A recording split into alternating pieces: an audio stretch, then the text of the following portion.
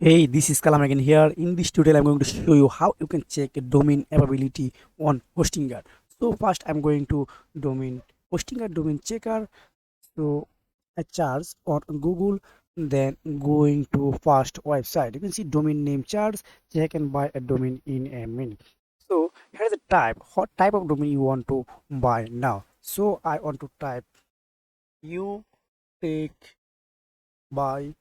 This is my domain name. So I want to charge what type of domain you want to type here, then charge enter. Just one click enter, you can see this domain available on the internet. So if you want to buy here, just one option already have for you, just add to cart. Hey, I have already a special coupon code only for you, and this link already in description.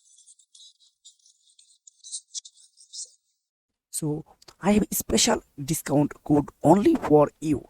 So this coupon code I will attach in description below. So if you want to more video, please subscribe to my channel. So see you next video. Take